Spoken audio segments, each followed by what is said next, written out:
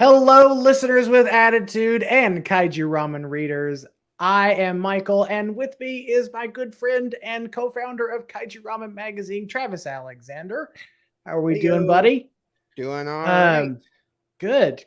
So you guys met. You guys saw Travis yesterday break down some of the non-spoilery things in Mighty Morphin Power Rangers Once and Always. And right now, we're going to talk about the spoilery things that was in Mighty Morphin Power Rangers Once and Always. So, if you still have, let me just say this now and get it out of the way. If you still haven't seen the special, stop now, go watch it, or wait, and then come back to this and watch later. But I'm just going to warn you now, there will be spoilers in this conversation so that we There can, will be spoilers. there will be spoilers. Yes, quite. Because we want to just have an open discussion here about Once and Always, which was a fantastic special. If you're a longtime Power Rangers fan, just like me and my friend Travis here, I'm sure you had a very good day on Wednesday. Yeah. Now, Michael, So I go want to ahead. start off this discussion by casting your mind back Oh to God. 2015. Okay. We were just babes in the woods. We had no idea what was going to happen. And a little fan film came out onto the internet that took the Oh Power boy. Rangers fan community by storm. It was called Power/Rangers or Power Power Rangers Rangers Unauthorized. unauthorized. Yep. Yep. And it caused a disturbance in the force, It's if you will. disturbance in the morphing grid. A Yes. disturbance in the morphing grid. And a lot of fans started clamoring and calling for a more mature version of Power Rangers. And the hope was Okay. the 2017 movie would be that. And to its credit, To a it degree, was it actually. was. It Yeah. was. Yeah. This special that came out on Wednesday, I think, is probably the most mature thing we've ever gotten in the Power Rangers franchise. What do you think? I think it was. I think it. I think it was a good balance between that campiness that we would get from Power Rangers, mixed with some real world. And I want to use, this word, consequences, because Mm-hmm. the whole thing about Once and Always is about dealing with grief and consequences. And Yeah. Nathan and I will dissect more of that in our full review for the Power Trip. But I think the theme for Once and Always is definitely dealing with grief and dealing with the consequences of that grief. So Yep. I think and that's something that we've never really seen in Power Rangers media um, before. Honestly, like we had the 2017 movie. Yes, that leaned a little bit more mature. It was Marvel, but with Power Rangers. And I'll say this now, since you're on, since we're on here together, Travis. Um, I re-listened to that review we did for Kaiju Weekly a Mm-hmm. couple of years ago, and I was really hard on that movie. I was really hard on that movie. Yeah. So when I talk maturity, and Mhm. I want to get just a shout out. I don't know because it just shows up as Facebook user. It doesn't show up with their name. But said they just stopped in to say yo. They need to watch the special. Heard good things. So thank you for stopping by and saying hi. Sorry, we don't know who it is because it just says Facebook user. Yeah. But anyway, thank you for stopping by. So I know that a lot of people use the word mature to mean graphic in violence and graphic in language and things like that. I think of Quentin Tarantino meets Power Rangers is what a lot of people were wanting. Mhm.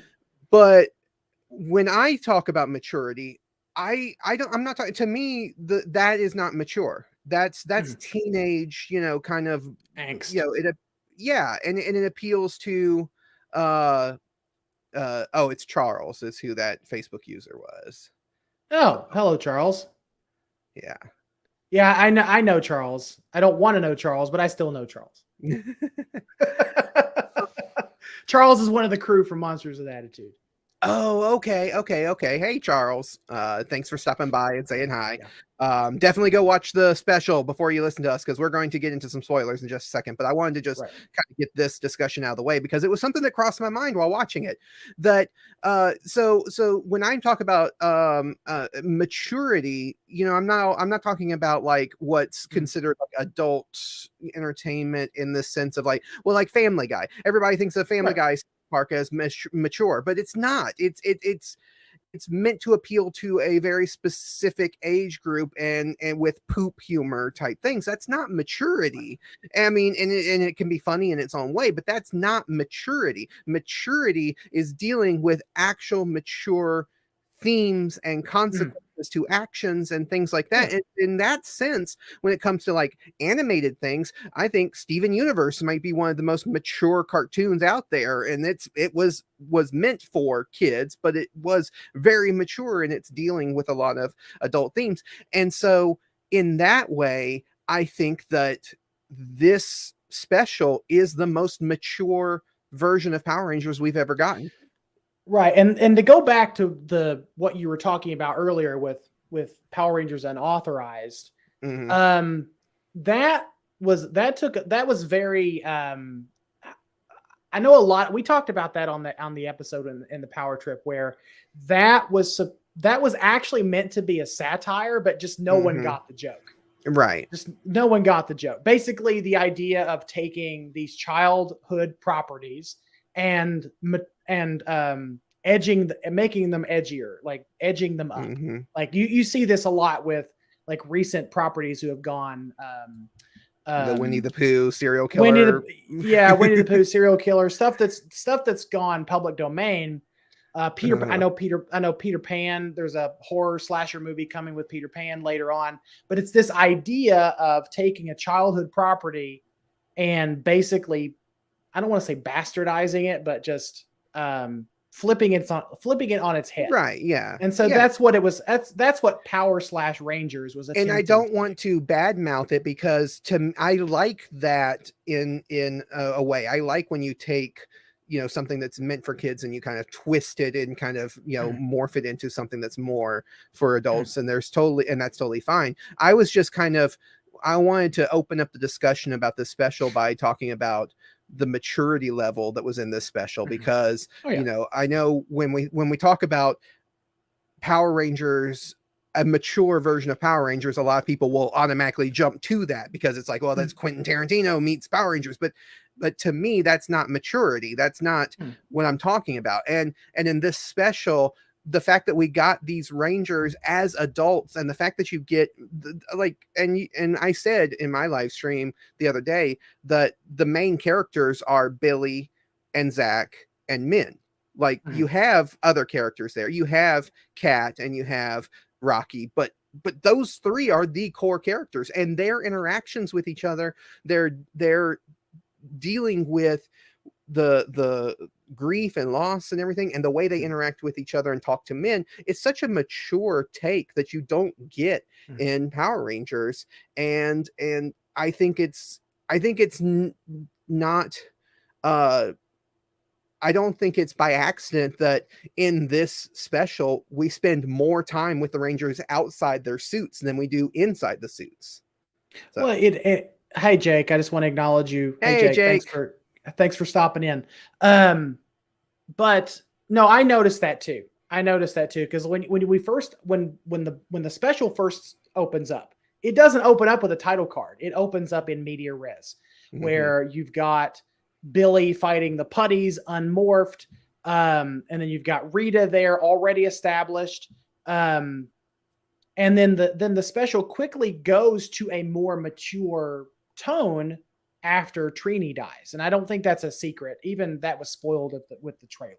I believe that's not really a secret. We all knew that was going to happen. But what happened after that, or what led to Rita being back in the first place, none of us knew that at all. Like we all speculated, but I think the maturity level in this comes through in the dialogue between Walter Jones, David Yost, and oh God, what is her name? Charlie Kern or something like that. I had to look it up like 4 or 5 times. Well, we'll just Wednesday. say Zach, Billy, and Min. We'll just say the dialogue Yeah. between Zach, Billy, and Min. We'll use their character names. Charlie Kirsch. Charlie Kirsch. Charlie Kirsch. That's it. Zach, the dialogue between Zach, Billy, and Min is really mature because you've got Min, or you've got Billy and Zach. I'm getting ahead of myself. You got Billy and Zach in the living room, you know, arguing whether or not to tell Min. Like, should we tell her? We can't hide this from her. What are we going to do? Tell her that her mom got lost at the grocery store or whatever Zach said. I can't remember exactly. Like, what are we going to tell her? And then Billy says, oh, what is that line Billy said? That you can break this is paraphrasing, but you can break the rules if it's for a good reason. And that's something we've never really heard from especially Mighty Morphin those first 3 seasons. Cause like it was very geared towards children. It's like following the rules, good guys versus bad guys. Like to hear that come out of Billy Cranston's mouth, like you can break the rules if it's for a good reason. That's a very mature take. And this will come up later. I'm trying to not get ahead of myself, but the moment where Billy says, we can't tell her that Rita killed her mom. And then the camera pans over and you see Min. And in that moment, it's almost like this, I don't know if this is a little hyperbolic or not, but it's almost like her innocence was stolen from her in that moment. Yeah. Because before she got home from school, she thought everything was fine. But it just kind of shows how tragedy and things like that can happen and change you in an instant. So that is not the same. I honestly would have loved to have seen Min before she found out that Rita killed her mom, to kind of give that contrast of like, oh, she's this happy-go-lucky, this high schooler, and she's got friends and she's smiling and yada, yada, yada. And then her whole world gets rocked. And then you see her change, and she becomes focused on revenge and getting to the bottom and making people pay for harming her mother, for basically stealing her innocence away from her. So that's probably a really deep take, a lot deeper than what people were expecting from this conversation. But there we go. Well, like I said, I wanted to get that out of the way. But now this stream is going to mostly be focused on the Easter eggs and little tidbits that are in there, because like you said, you and Nathan on the Power Trip are going to do a full review. I've kind of gave my spoiler-free review Wednesday, so we're going to have the review part of it covered, but we want to talk about some of the Easter eggs that we got in there in detail. So let's start from the beginning, I guess. One of the earliest Easter eggs that I picked up on was at the cemetery with one of the gravestones. Yeah. Did you get that one? So that the name on the gravestone, Harvey, oh God, what was his last name? Harvey Milton? Is that what it was? No, it's something else. I gotta look it up again now. Anyway, while you're looking that name up, the name is really irrelevant, because the name on the gravestone if you guys as longtime fans of Power Rangers remember that episode, I want to say it was season 2. It could have been season 3. It had to be either 2 or 3, because Tommy was in the white. It was in the white tiger outfit. Was in the white tiger uniform. It was season 2. Yeah. Harvey Garvey. Yes, there we go. So he was that name. He was the show host, or the talk show host that was hosting the Power Rangers on his show inside of that series. And so I knew it was an Easter egg, but I didn't have time to look it up while I was watching it. But when I went back, I found out that he was not only that, but it's also an indirect reference to a few other characters within Power Rangers canon, namely Ninjor, the oh God, from Zeo. What is the Auric the Conqueror? Yeah. So Auric the Conqueror and a couple other characters. So he's done some voice acting within the Ranger franchise. And I thought that was a nice little Easter egg to include. I knew it had to be something significant, because you can always tell when they linger there for just a second too long. You know what I mean? Uh-huh. Yeah, Harvey Garvey.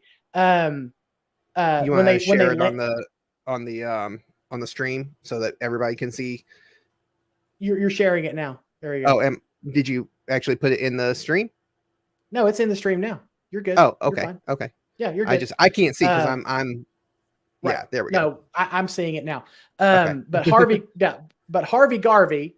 So that was the fictional name of the talk show host, and I knew it had to be something it had to be something significant because they lingered there for just a second too long. You know what I mean? Because Mhm. because it was too visible for it not to be an Easter egg. So Yeah, I thought that was nice. and I had to look up the character because I did not recognize. I'm not like I am a big fan of Power Rangers, and I have always been a big fan of Power Rangers, but I don't know every little detail and nuance, to it, and I haven't recently rewatched it. So you have recently rewatched it. I haven't.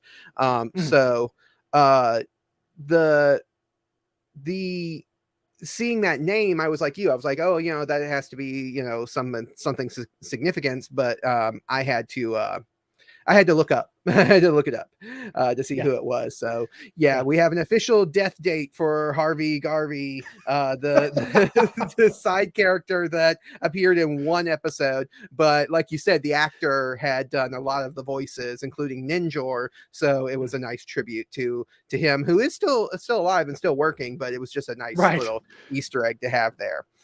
Right. So what's an Easter egg that you picked out?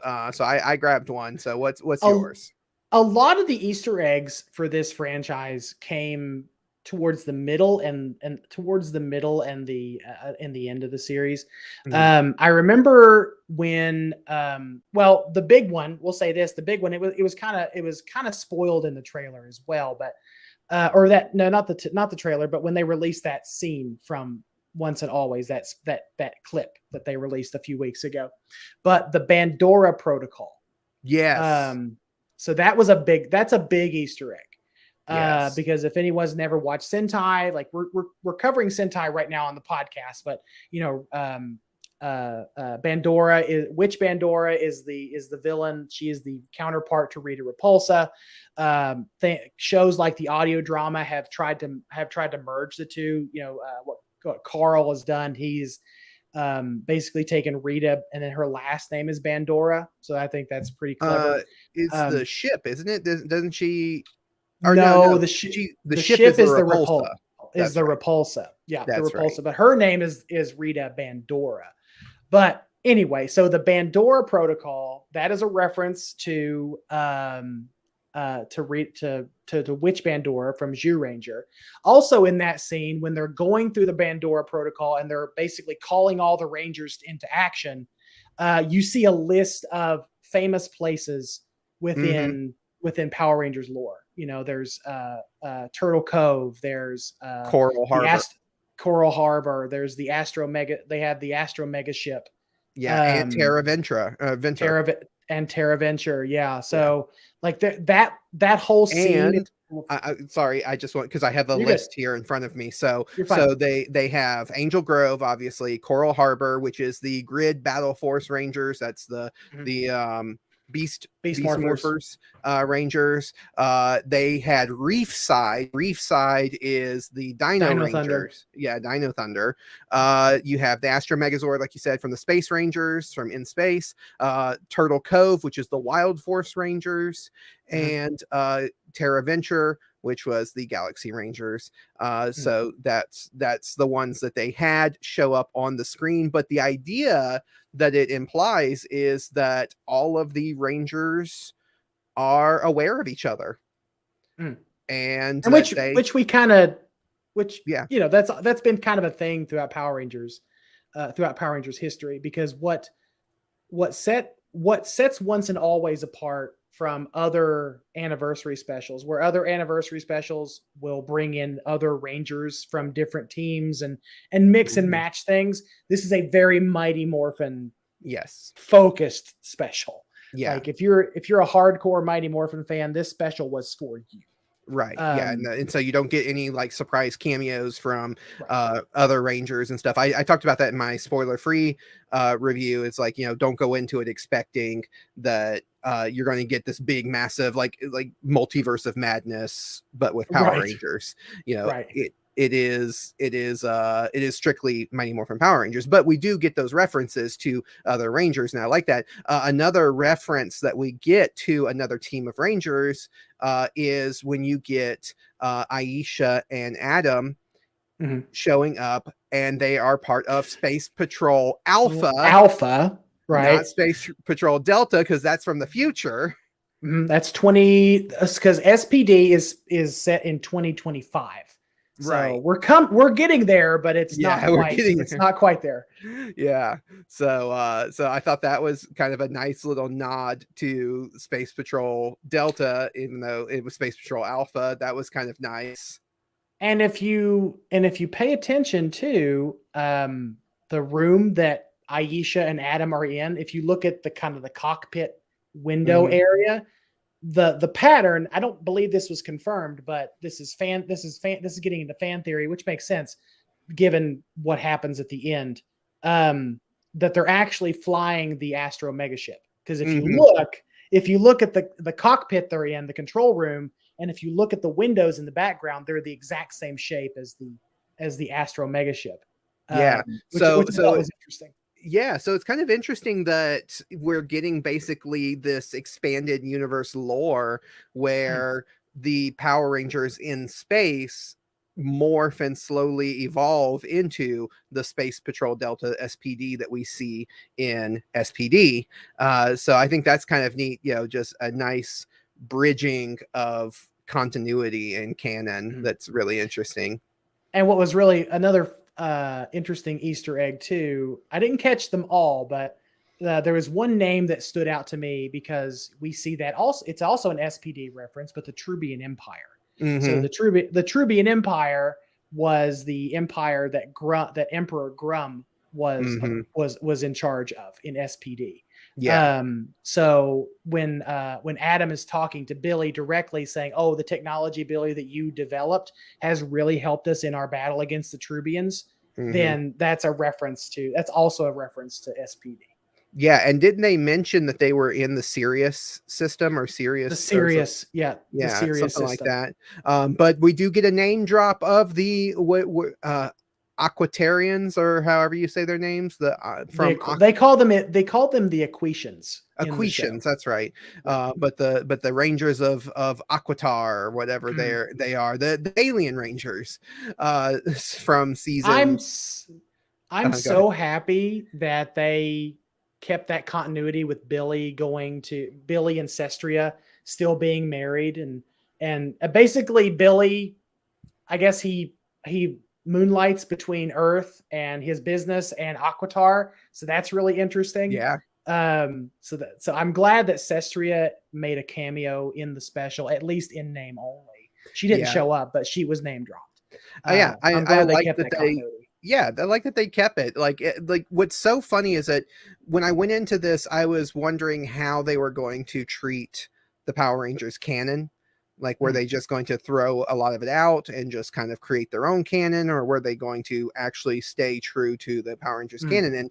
And my goodness, they really did, for the most part, stick to the canon of Power Rangers. And even the fact that Zordon is gone. Zordon's the Z-Wave. Yeah, the Z-Wave, and that's kind of the inciting incident in this, is Billy trying to bring Zordon back, but bringing back Rita. And I remember people, when it was shown that Rita was going to be back, they were questioning, like, well, what does this make Zordon's sacrifice meaningless? Are they going to retcon his sacrifice to where Rita didn't get hit by the Z-Wave? And it's like, no, they fully show that no, the actual Rita that we knew did get hit with the Z-Wave and was turned good.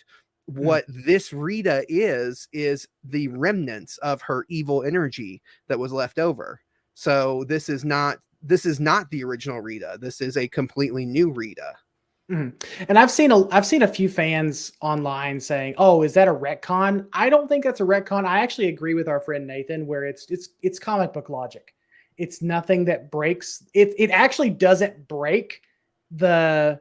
It doesn't break anything. It actually expands on it. So, Hmm. um, to have Rita and Zordon's particle energy just floating out there in the morphing grid or in space, that in a weird way kind of makes sense. Like have their Hmm. part that their particles would be still out there, that their evil energy would be out there. It's not the same Rita as we saw before. So that's what a lot of people were worried about. Another thing that people were kind of worried about, or people were mentioning, not worried, but that it could be the Machine Empire coming back. Although that would be a little bit difficult because the original Machine Empire was dusted with the Z Wave, Hmm. and the remnants of the Machine Empire was destroyed um, when in Forever Red, in the Hmm. Forever Red special. Yeah, that was the last of them. Danny's asking, is this the first time the Z Wave, actual term Z Wave, is used on screen? I I believe so. Yeah, I didn't think that it was ever used. I was on just like him. I thought it was a fan thing. So that was interesting that they brought that in, Mhm. saying that they actually use the term Z Wave when talking about the what happened with Zordon. Which, I mean, to be fair, what else are you going to call it? Like, I don't know. I can't yeah. think. I can't think of a better. I can't think of a better name. And speaking of our co-host, I'm not going to say the joke, Nathan. Our co-host in something. I don't know what it. Mhm. I don't know what it. I don't know. He'll probably correct. He'll probably finish the sentence. Our But it's co-host in good. Power. Our co-host in. Okay, yeah, our co-host in Power. Oh, there we go. We'll go with it. Our co-host in Power. Hey, Oh Nathan. boy, thanks, Nathan. uh, Um, Yeah.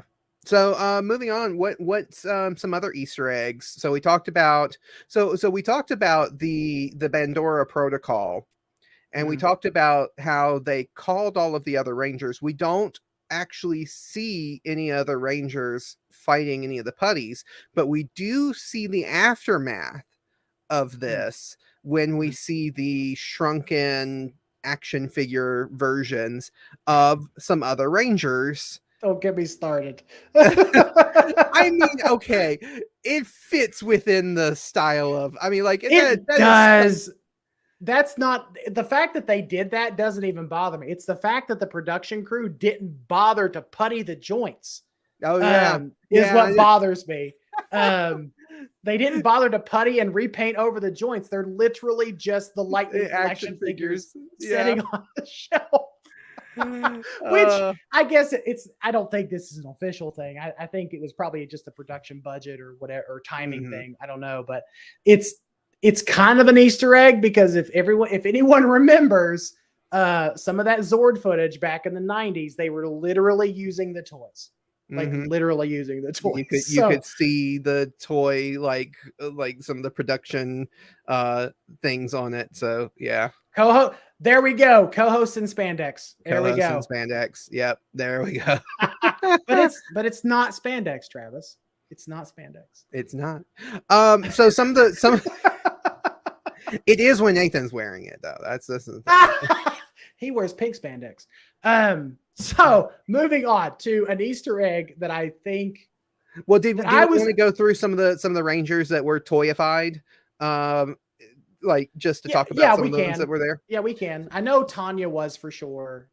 Yes, Merrick from Wild Force was toyified. yes. So here's a list. I got a list from the Power Rangers wiki, fan wiki. So we have of course you have the Mighty Morphin Rangers. We have uh I was gonna use his real name, Austin St. John, but Jason. Jason, yeah. I was gonna use his we have Tommy, we have Kimberly, so those were all Mhm. toyified. Then we have the red Dino Thunder Ranger, Connor, Trent, who was the white Dino Thunder Ranger, which I was excited just to see that. I was like, yay! Like, because he was one of my favorites. I love him. I don't want to see Nathan in any kind. I don't want to see Nathan in any color of spandex. If you really want my honest answer, Oh, okay. So no, he has shared a picture of me with me wearing I've seen it. yeah, His the Superman outfit. Superman Yeah. spandex suit when he went to a premiere of something. Yeah, yeah. Oh, We've seen it, Nathan. We've seen it. So yeah, Trent Mercer. I thought seeing him in there was really nice. I was excited just to go for that a little bit. We have the Black Space Ranger Carlos, mhm. Ashley, the Yellow Space Ranger. Both of them were there. Like you said, Merrick, the Lone Wolf, Lunar Wolf, Wild Force Ranger. We saw Leo, the Red Galaxy Ranger. We saw Damon, the Green Ranger, and Kai, the Blue Ranger. We saw all of them in there, and we also saw the Phantom Ranger. They had the So Phantom Ranger toyified. so basically, they just took all the Rangers from waves 2 through 8 and just put them on a shelf. Yeah. Yep. Pretty much. Yep. So I do want to touch on one Easter egg. okay. I want to touch on one Easter egg and one spoiler. This is probably the one that this is the one that I think you said that you weren't sure how I would feel about it. Was Catherine Oliver? Okay. JJ? Okay. We're gonna just because I wanted to save that one to talk about because that's a big one. Okay, so we're gonna get into the big reveal of this, which is that yes, Bowie which bulge. Thank which you, Danny. we don't. It doesn't even say his name. We just know that's Danny. We just know. Yes, that Cat talking about she's just there and they're talking about their teammates being toyified and captured by Rita, and Cat says, yeah, I haven't even told JJ what's happened to his father yet. And then everybody, and I forget who else it says, but they're like, oh, don't worry, we'll get Tommy back. And so it's like legitimately set in stone now. Cat and Tommy. They're just paying off what started in Zeo, is all it is. They're paying off Zeo and then Soul the Dragon. Well, no, Zeo and then Soul the Dragon. I can't remember which came first, the comic or Dimensions in Danger. I want to say the comic came first, but I'm not 100% sure on that. I'll have to go back. I can't remember. So we had Zeo, the comic, and then Dimensions in Danger, where JJ is officially mentioned in the show. And then we have this. So I thought that was nice. I thought that was it shows that Hasbro, and I'll get to one other point here in a second. It just shows that Hasbro is paying attention, and they know their canon. They know they know this stuff, and which makes sense because Jackie Marchand was a writing consultant on this special. Yeah, I thought that was interesting too, that they brought back Jackie Marchand, they brought back Wasserman. Yeah. I did that on Wednesday, and everybody said nope. They brought back a lot of the behind the scenes people too, like to be involved in this, and I thought that was great that they, the legacy, paying tribute to the legacy of Mighty Morphin wasn't just on screen, it was behind the scenes too. Right. So yeah. So they and Hasbro, I will give Hasbro credit for this too. They obviously know their memes. So too much pink energy is dangerous. Yeah. Like they snuck that line in there. I was like, okay, they did. I was going to mention that one too, because Catherine's like, I don't care if too much pink energy is dangerous. We need it.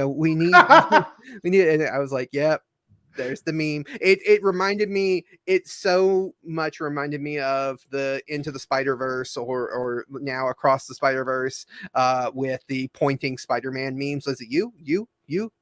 And so that's what it reminded me of, because it's like, hey, people making these things are on the internet too. They know the memes.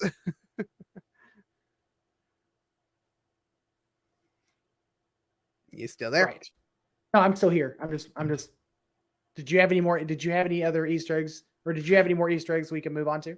So we get a Bulk and Skull sort of cameo.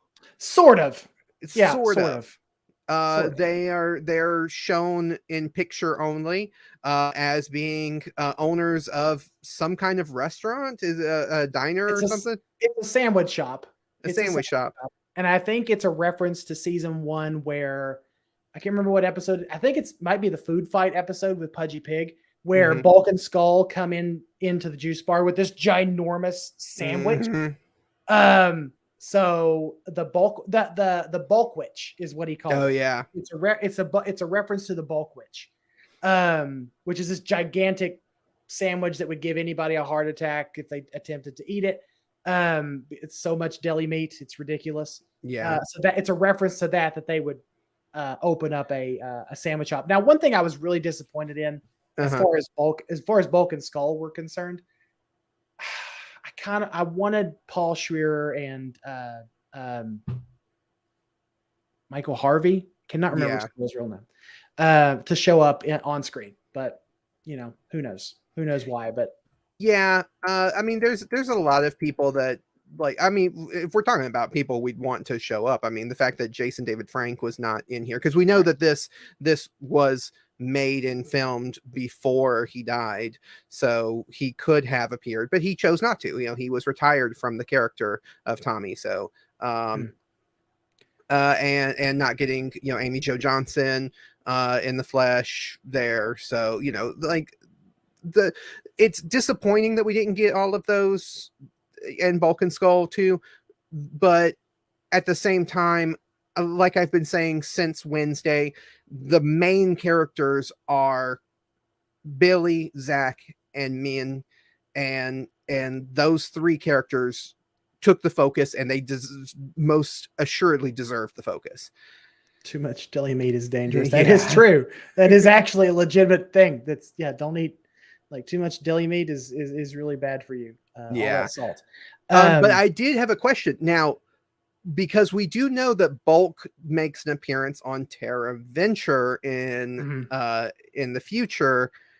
Does this contradict that, or is there enough time between this Terra Venture and what eventually will become the Lost Galaxy Terra Venture that no, I don't think Terra Venture is not set in the future. I didn't think it was either, but then we had Bulk there, although I don't think he's ever named as Bulk in there, but the actor does appear in it as a Bulk-like character in Lost Galaxy. So I was wondering what's the dealio there. I don't think it undoes. I don't think it undoes anything. And actually, I think Lost Galaxy is set in somewhat in the future, because in the Boom comic books, the Terra Venture was being built while the Mighty Morphin Power Rangers were around. So, it has not gone out and gotten lost in the galaxy yet at the time that the Mighty Morphin Power Rangers were happening. Now we're that 30 is something years in the future. I will have to look that up, because now I cannot remember. It's all starting to bleed together at some point. Yeah. It's all starting to bleed together. Because the in the comic books, that the character who was the Red Ranger from the 60s, when she went on to and she gets her own company, and she actually helps build Terra Venture. So Nathan, you're in the chat. Remind me, is Terra, like, how far in the future is Lost Galaxy set? Because I can't remember. Let me look it up. When is Power Rangers Lost Galaxy set? Okay, it's in the Zordon era of seasons. Yes, we know that. We know that. We want to know the actual, like, timeline. Yeah. How much time passes between In Space and Lost Galaxy? We in that episode, we surmised it was only a matter of months, maybe a year. Yeah, it's a lot of people are saying just a year after Mhm. In Space that is, but that really does. I mean, I don't know. That kind of the canon, the Lost Galaxy canon is the one that always confuses me, because where Mhm. does it fit? Where does Mhm. it fit? When, when Terra Venture, because we talk about like in the Power Rangers boom comic books, the Terra Venture is being built, Mhm. uh, and then now we're here 30 years later. Right. Terra Venture exists out there in space. Bulk was in Terra Venture in the show, but yet now is back on Earth. Mhm. What's the dealio? It's technically the first time skip we get in the franchise. The second time skip would happen with Time Force Hmm. in the year and flashing forward to the year 3000. But I believe, if I'm not mistaken, and your Nathan said this too. It is set. It isn't set in the distant future. I think it's set like a year later Hmm. from the events of In Space. Okay. Um, so, Yes, but Nathan, also, I see you. Yes. but Bulk was in Samurai. Yes, he's correct. Yes. Um, One thing that I know that you picked up on even before it was called out on the show was Min is using her mom's old fighting style. Yes. Yes. The praying mantis style. Uh-huh. Yeah. Yep. Yeah. It is it was really cool seeing that. I mean, just when she's sitting there, in her like training montage, I guess, towards the beginning of the Mhm. special, and she does that kind of thing, like, and that Trini does Mhm. in some of the episodes and stuff. I'm like, oh man, it's so great. It's so great that they pay attention to that detail, because It is. Trini specifically was a master at or knew the praying mantis style of fighting, and she was good, and she used that. So I like that. One other little Easter egg, and if you've never seen Dino Fury, if you haven't seen it's the newest, if you haven't seen the Hmm. newest one yet, Travis, you wouldn't have picked up on it. But the reporter that Min sees on her phone when she's Okay, going I was off going to to ask fight you the about that. putties, yeah, that is one of the reporters from Buzz Blast. That is a Dino Fury reference, Okay. which there were a couple little things in this special that leads me to believe that the events of this is going to carry over into Cosmic Fury, which will be the 30th season of the franchise. So Yeah. it kind of leads me to believe that there's going to be some carryover there.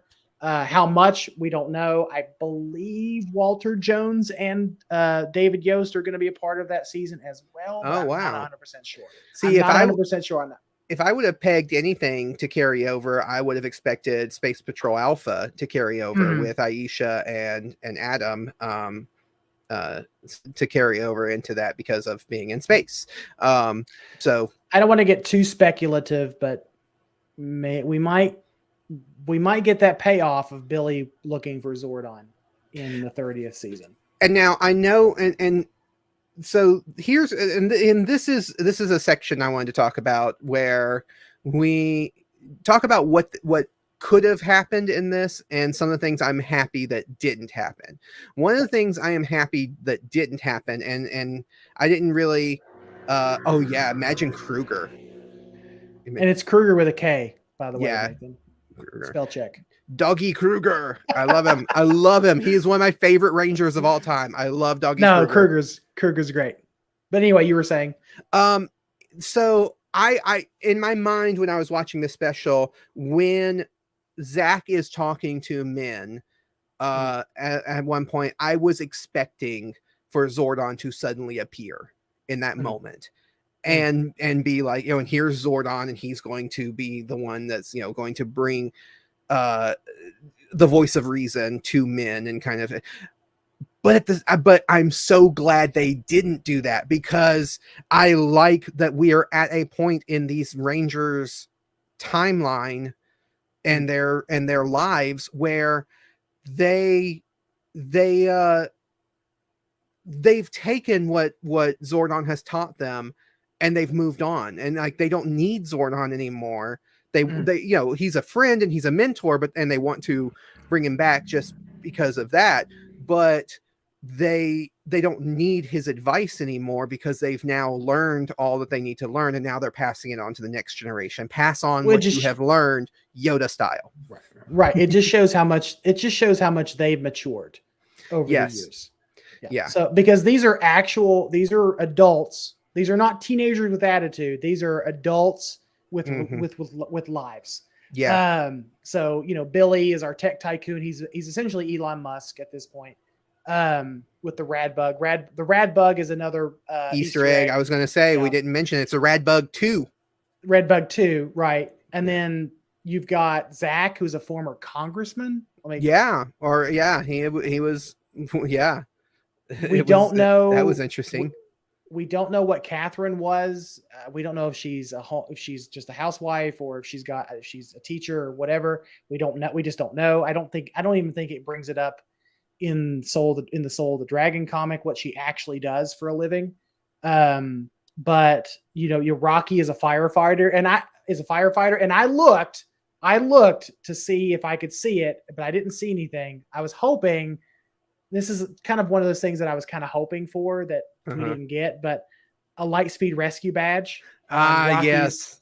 On Rocky's uniform there. Would have been cool. Now, that was what I was wondering, if him being a firefighter was a tribute or a reference to the fact that Lightspeed Rescue has a firefighter in it, or was it a reference to the fact that there are quite a few of the Rangers over the years who have the actors who have retired and gone on to be firefighters and emergency workers. So I was trying to decide, like, which did I think it was? Was it a reference to in-universe stuff, or was it a reference to real world stuff? I want to say it's probably a little bit of both. It might be a little bit of both, because if you remember from Lightspeed Rescue, our firefighter ranger, our Carter, he's the Red Ranger, and so is Rocky. He's the Red Ranger, so that could be a reference there. Also, that's I didn't think about that a lot of Ranger actors and actresses have went on to do civil service type jobs. I know Austin St. John, he's what is he? National Guard, I think. I don't think he's much of anything anymore. Not anymore, but with all the legal troubles he's gotten into. He was National Guard, I believe, at one point, or a paramedic, or Army paramedic, or something like that. I can't remember, but also Cassie, the woman that played Cassie from In Space, she is a paramedic now. Yeah. So like, there's been a lot of Ranger actors and actresses that have hung up their spandex and went on to actually be heroes in their day jobs as well. Yeah.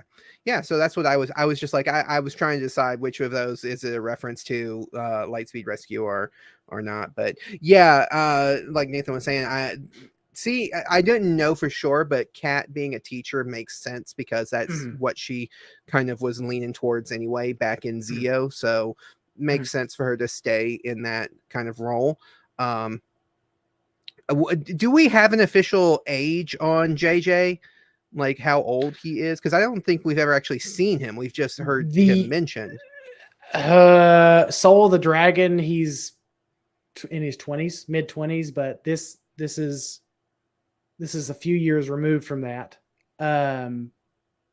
So there's no official age, but the speculation is he's around 8 years old, I would say, at this point in history. Okay. He would be about 8 years old. Okay. Because I was wondering, I was like, when did this all happen? Because we see Tommy in Dino Thunder, and he's still single as far as we know. And then now this, but I mean, then Dino Thunder is 25 years old now. So in Dimensions in Danger, he's obviously younger. He's obviously a young child. We don't see JJ, but the way Tommy is talking to JJ implies that he is a small child.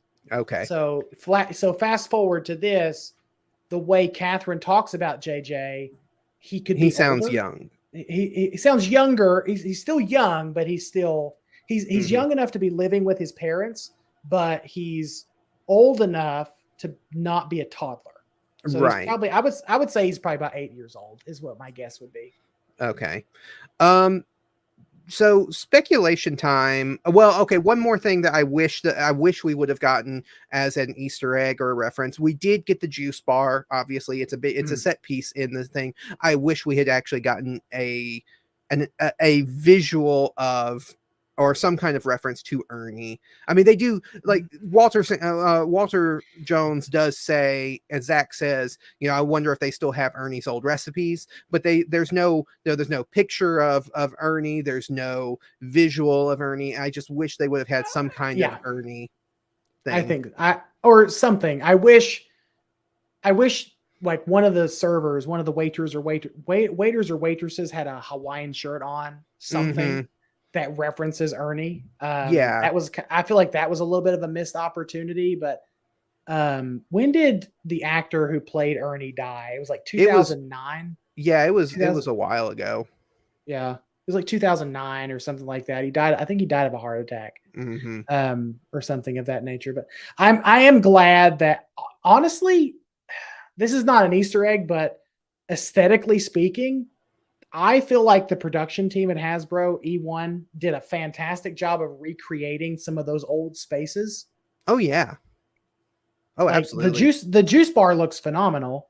And it's even what's funny about that conversation at the juice bar. I think it was Zach that said something. He's like, "Oh yeah, it looks exactly the same, but smaller, or maybe we're bigger. Maybe we're bigger now. Maybe basically implying, well, maybe we're older now. We're not kids anymore." Right. Yeah.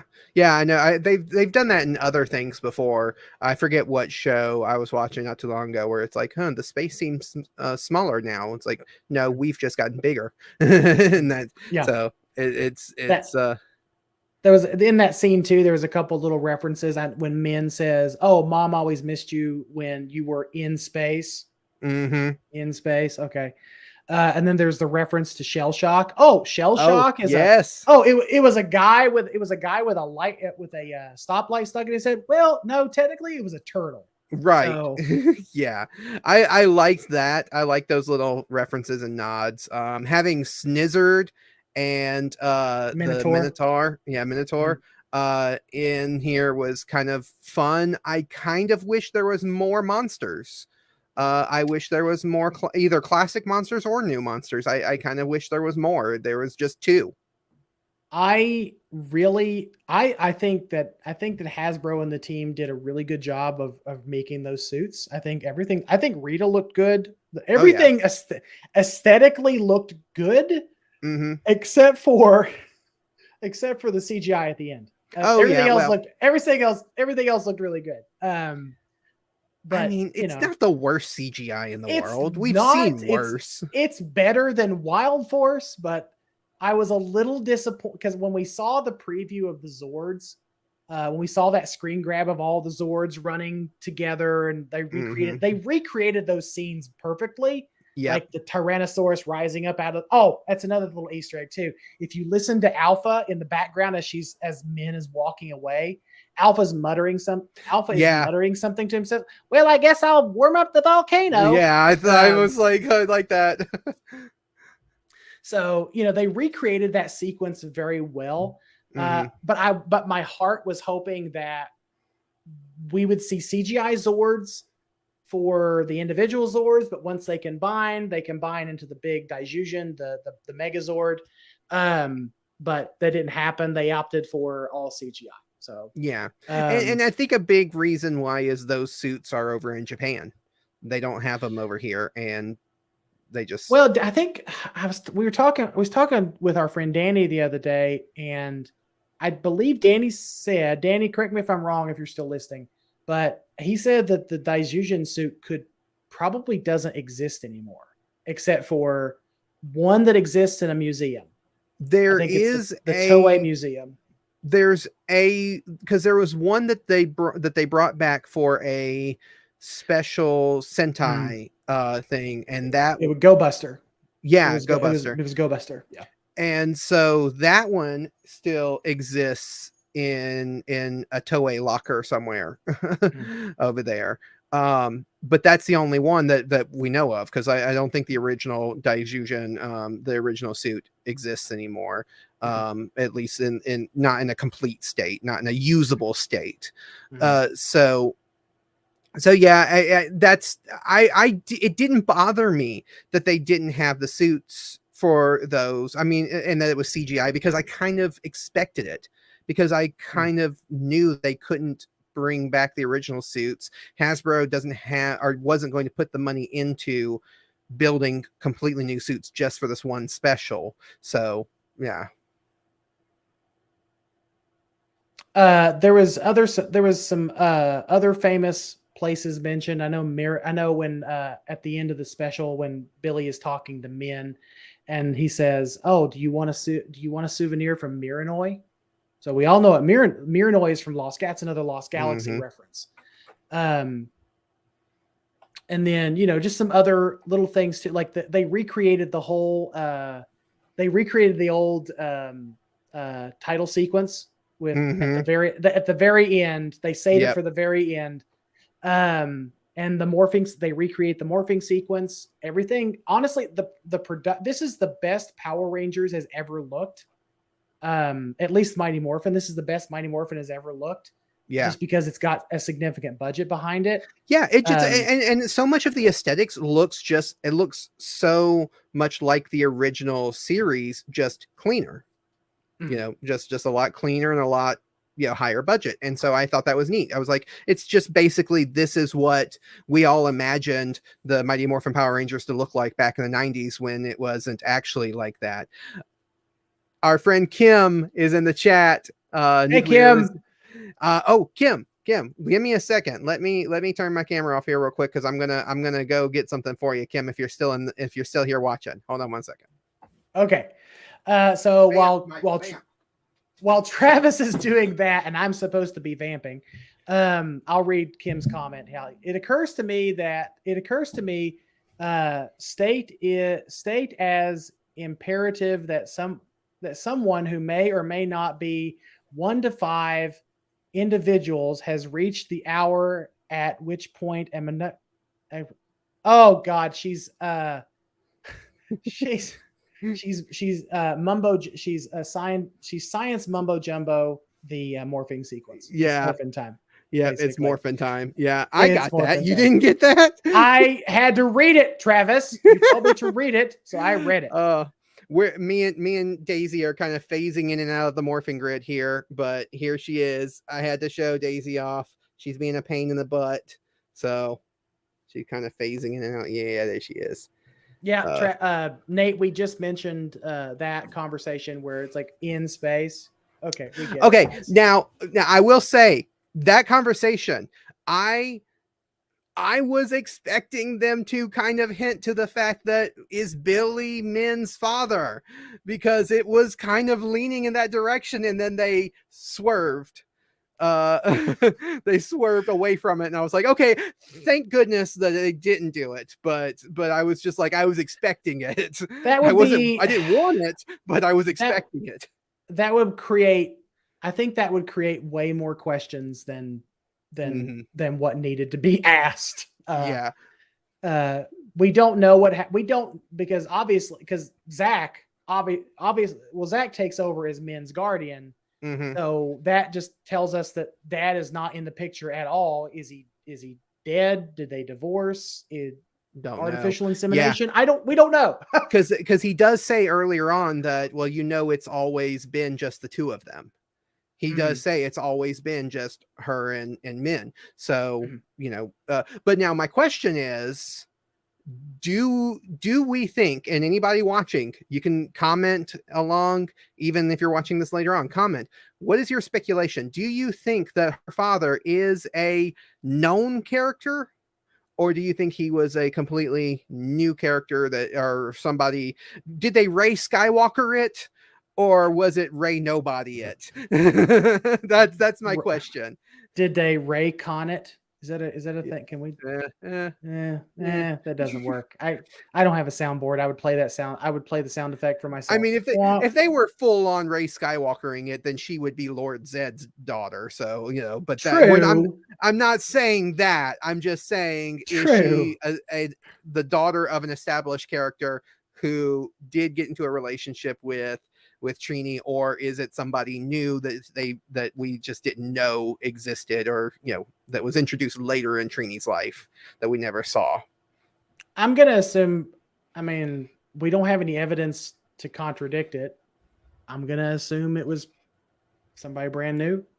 Yeah, Somebody she met after after the Never Ending Peace Conference. Maybe she met Min's dad at the Never Ending Peace Conference. Who knows? yeah.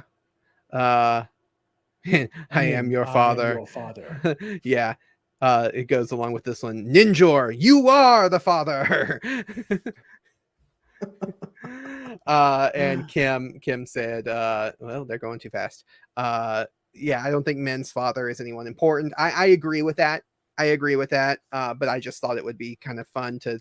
I'm like, could it be somebody? Nathan, you wish. Her dad is Justin. That's. Oh yeah, there we go. Her dad is Justin. There we go. And yes, there's an age difference, but I mean, it's also been 30 years. Age is just a number. Come on, guys.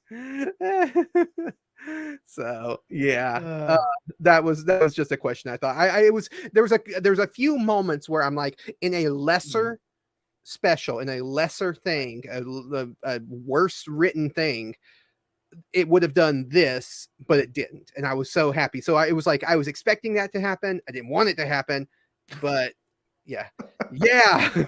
Her dad is Kai from Die Ranger. So Kai was at the Never Ending Peace Conference, and they hooked up, and that's how it went.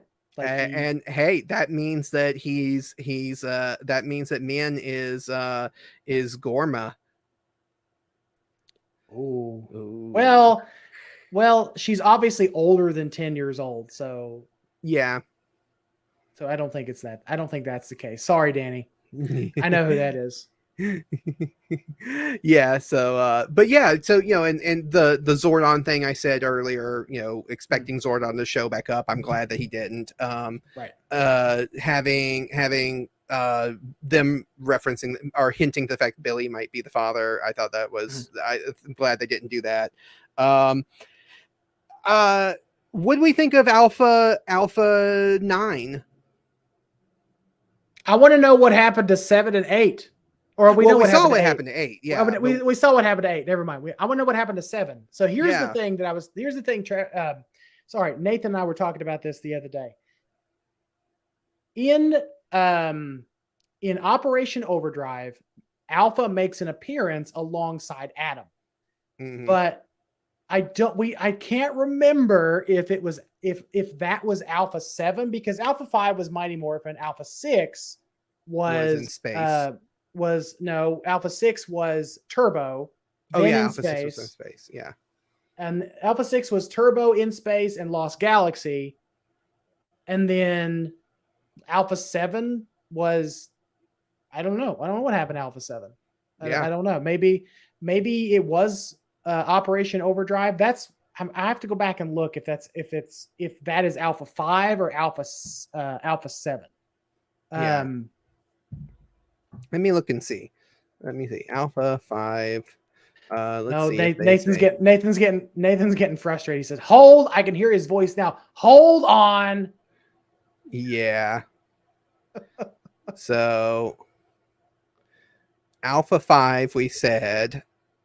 Alpha 6 left with Zordon to planet. Yeah. So yeah, when the opportunity presented itself, Alpha 5 left with Zordon to the planet Eltar and was replaced by Alpha 6. Then he made an appearance in Dino Thunder, but it was just stock footage. So yeah, I don't see where it says what happened to where 7 is. Well, it says the Ranger Wiki is saying Alpha 7. It says Alpha 7 was created during the 3-year interval between 6's departure to Miranoi and the resurfacing of the Machine Empire Alpha 7 assisted the veteran Red Rangers. Okay, so Alpha 7 is apparently from Forever Red. So Alpha 7 was assisting the veteran Red Rangers on board the Astro Megaship Mark II, is what the Ranger Wiki says. Yeah, and it says in Operation Overdrive that was Alpha 6. Alpha 6 was the one that was in Operation Overdrive, that he was deactivated and returned to Earth with his disconnected parts in a box inside a warehouse in Angel Grove. He's found by Adam and brought to be reconnected by Andrew to help restore the Operation Overdrive Power Rangers linked to the Morphin Grid. So so yeah. So Alpha 7 was in Forever Red. So there's Alpha 7. Okay. That's interesting. It is interesting because I don't remember that ever being explained in the show. and Forever Red happens before Operation Overdrive. So I get but I mean he was well before Operation Overdrive. Yeah. But he was I don't know. That is very interesting. Alpha 7 got possessed by the spirit of an evil turnip alien from the planet Vegetron and had to be old yellered by Kruger. Oh. It's the planet Rutabaga. It's the planet Rutabaga. Nathan or Danny. I'm so used to correcting Nathan. It's planet Rutabaga. Aloha 6 was in storage. Well, okay. Aloha. Yeah. Aloha. Shaka. Anyway. You mean Alpha 6 was. Yeah. I think we're starting to spin our wheels a little bit here. Was there any other Easter eggs that we wanted to talk about or anything else? No, I want to save some talking points for when we do the Power Trip episode when we dive a little bit deeper. But I do want to ask you, Travis, you're a fan of Power Rangers, but you're a little bit more of a casual fan than I am because we just spent the entire year talking about Rangers. Did you cry during this special? No, I didn't cry. I definitely was. I felt the feels. I felt it, but I didn't cry. But I definitely felt the feels. I cried. Yeah, I mean, I think I was too focused on what was happening on screen to actually really kind of get those feels, right, for myself. I definitely felt it when Trini died, or the not when she died, but the later on when they're talking about her. I definitely felt it when men talked about or like really kind of verbally attacked Billy. And that was kind of intense and kind of made me emotional. I thought that was a very nice layer. That was a very nice layer in it. Yeah. And Billy coming back and saying, well, she didn't say anything that I haven't told myself 1,000 times. I thought that was really, really interesting. It was really great. Like I said, this whole thing was very mature in the way it was dealing with everything. Yeah. Yeah. I think I started to tear up a little bit when not full blown ugly cry, but like tear up a little bit when Zach is giving his speech in the command center to men. Oh yeah. Talking about revenge and what revenge does to people. And like that was such a good speech and that just shows the depth, like how much these Rangers, how much these characters have matured over the years. They could have very easily just did the campy go Power Rangers, and they could have done that, but they decided not to, and they decided to really let these people be adults with real lives and real problems. and actually say the word kill. So that was Mhm. interesting.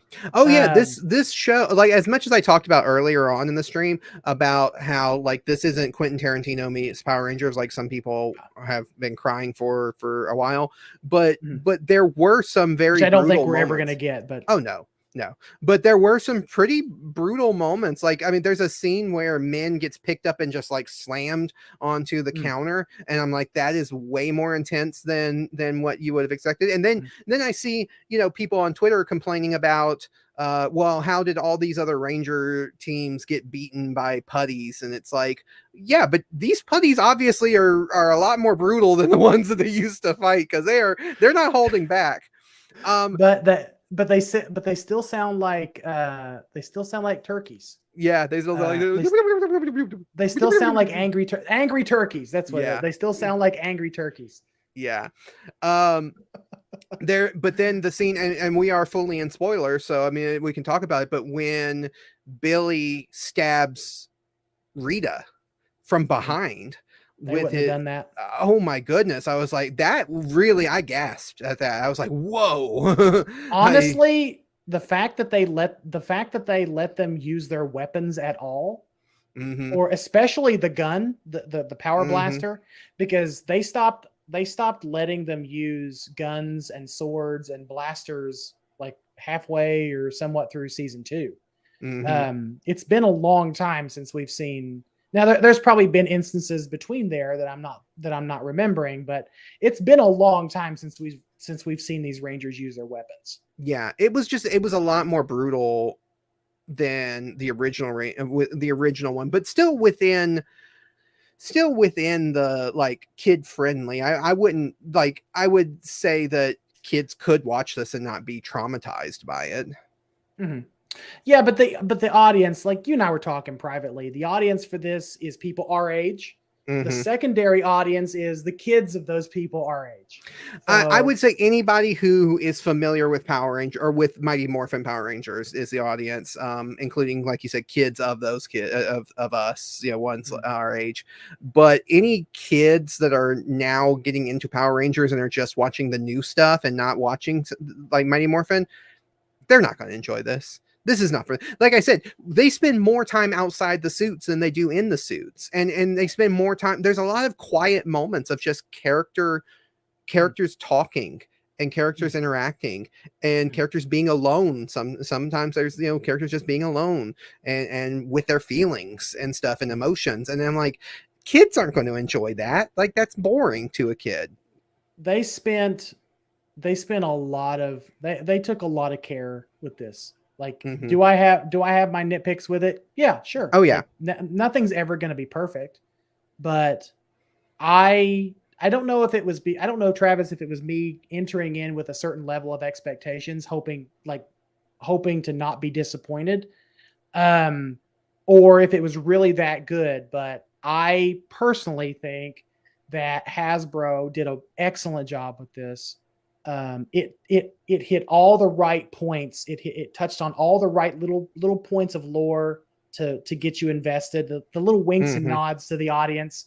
Yep. Some not quite fourth wall breaks, but close to being fourth wall breaks. Just the winks and the nods throughout the series, just how much care they put into making this special. I appreciate that as a fan, as someone who loves this franchise. I appreciate that.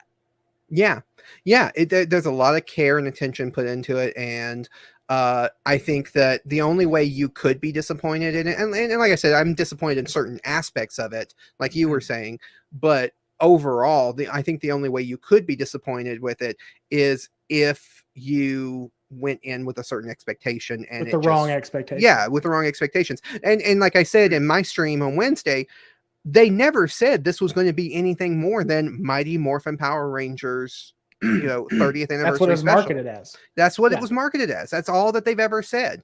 And so it is very clear. And all of the advertising and stuff has shown that Billy, Zach, and Min are the three main characters. So I don't think, if you paid attention and you really were honest with yourself watching those things, you wouldn't have gone into expecting, oh well, here's all the Rangers coming from over, you know, all these different franchises and all these different, eras, and here they all coming together. It's like we've seen that done over and over again. This was a love letter to Mighty Morphin Power Rangers, and that's all it was ever meant to be.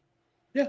Now that doesn't mean that we won't see that with Cosmic Fury. Looking Oh, ahead yeah. a little bit to Cosmic Fury, because Cosmic Fury is the 30th season. We don't know what's going to happen to the franchise after Cosmic Fury. It could go on a hiatus. It could probably go on a very much deserved hiatus for a little while until they and with whatever movie or universe that they're working on. Entwistle, I think Entwistle is still in the picture. But like whatever they're working on, like I'm honestly to summarize, I'm satisfied. Like, oh yeah, I wasn't expecting to be satisfied, but I'm satisfied. I wasn't, for me to be, like you were saying, I am more of a casual fan than you are. It's funny how much our roles have switched over the years that we've known each other, because I was deeper into Power Rangers when we first got to know, first met and first got to know each other, because I never left Power Rangers. I kind of stuck with it all the years, whereas you had kind of left and outgrew it to a certain point. And then you came back to Power Rangers, and now you have completely surpassed me in your love and everything of Power Rangers. So it's funny how that's worked out. It is. It's funny. But franchises like I was thinking about this the other day. Franchises like Power Rangers, they're there when you need them to be. Like there was a time in my adolescent life where I wasn't interested. I didn't need Power Rangers. Like coming back to Power Rangers in 2020 and rewatching all the way through it again, or 2021, I can't remember exactly, but like rewatching all the way through it again, like that, just like for some reason it all speaks a different language to me now. It's a more mature language, more so than just people in spandex. And I know, Nathan, it's not spandex, but yeah. But yeah, as a more casual fan of Power Rangers, I didn't know how I was going to feel about this special, and the fact that I have come away with it being so totally satisfied, like you said, and just completely happy with what they did. I really honestly don't think they could, other than the little nitpicks, but I don't think they could have done anything majorly different, and it would have been as good. I think and it might have been out of necessity because of Amy Jo Johnson not coming back, Jason David Frank not coming back, Austin St. John being in what he is and who he is, that they were kind of forced to kind of focus on those three main characters of Zach, Min, and Billy, but paring it down to just those three characters really actually benefited, I think, the overall story. So I think so. Yeah, it kept it more. It kept it focused. Yeah, it kept it focused. One more Easter egg, and then we can do our sign offs. Sure. What do you think of Billy taking over the command center and kind of converting it into his own personal business and everything? Makes sense. I like that. It makes sense. I don't know though if this is the actual command center, because the last time we saw the command center, it was destroyed. It was destroyed by Divatox and the bombs. So right. I'm assuming, what in my head canon, I'm assuming that Billy, because he loved his time as a Ranger, or he loves his time as a Ranger, and he desperately wants Zordon back. So maybe he built that command. Maybe he built his business like that as an homage or a shrine to. So it looks like it's in the same location too. So he like built it over top of like the remnants of it. Well, the original command center was in the desert. This is on a beach. It was on like a rocky, because you never see the surrounding landscape. True. You never see that. Yeah, that's true. Yeah, you're right. Yeah, and there's a reason for that, because the building itself is actually a college. Right. Is it? Wait, hang on. Is it a college or is it a some kind of like science center? It's part of the Jewish College or Jewish University of America or whatever, but it's like I think it's like an auditorium thing for the college, but it's all part of Makes me that. wonder how many visitors they get on a daily or weekly basis. Just fans coming by to want to see it. It's been used in quite a few movies and TV shows over the years. It was in Star Trek. It was in Star Trek. Yeah. Yeah. It was in Star Trek for a little while. So, but yeah, we can go ahead and start signing off now. Sure. So do you want to go ahead and do some sign-offs? Yeah, let's do some sign-offs. But before we do that, we actually do have a little bit of housekeeping to take care of, Travis. So if you guys are if you're watching this on the Kaiju Ramen YouTube channel, you may or may not know that we just released issue 9 of Kaiju Ramen Media. So if you go to kaijuramenmedia.com, issue 9 is out in digital form. The physical copies will be out soon. We will let you know as soon as that happens. But you can I was going to mention that you can pre-order. So if you go into the shop and you select physical copy, there is you can pre-order it there. It'll calculate shipping and everything for you. We're trying to work out some of the shipping prices so that it does it's not as expensive on you guys. So that's I know that's something that we're trying to work on. I had to make some adjustments on the shipping. So yeah. So yeah, go check out Kaiju Ramen issue number 9. It talks all about the anniversary of King Kong because this year celebrates the 90th anniversary of the 8th wonder of the world. So if you're interested in that, go check it out. There's a lot of great articles within that written by some of our very good friends, and the artwork is done by someone in this stream. I don't know the cover art. The cover art is done by you, Travis. So yep. I was gonna make a cheeky joke, but I couldn't think of anything. So so there you go. So if you're interested in King Kong, and if you've been following the magazine up to this point, go pick up issue 9. Pick it up in digital form. And to tide you over until you get your physical copy, because we really want you, we want you to have the full experience. So, and all of that is found. Let me throw that up here. It's kaijuramenmedia.com. And we also have some other back issues in digital form there as well. Yep. So go check those out. Also, I would be remiss if I didn't mention that we will be at, let me remove the banner here. Travis and I, along with some friends of ours, Nathan, Danny, Elijah, we're going to be at All Monsters Attack in Chicago, Illinois next month, starting May the 5th through the 7th. We're going to be tabling. We're going to be selling. We're going to be having magazines there. We're going to have some posters and other things that we're going to be selling there. So come, if you're there at All Monsters Attack at the Crown Hotel in Chicago, please come say hi. Even if you don't buy anything, please come say hi. We want to meet you. We want to meet our readers. We want to meet our friends that we've been corresponding with all this year. So that's all the housekeeping that I have, Travis. Unless you and Nathan are going to be doing a very special Power Trip episode about Once and Always. Duh. Okay. So yeah. So Nathan and I are going to be recording, I believe, this weekend we're going to do our full review, our full breakdown of the Power Rangers Once and Always. The podcast will end up being longer than the special itself, but that's part of the course with our show. So look for that to hit your podcatchers next week sometime. We'll try to get that out as quickly as we can, but like I said, we're most likely not going to be able to record it until Saturday or Sunday.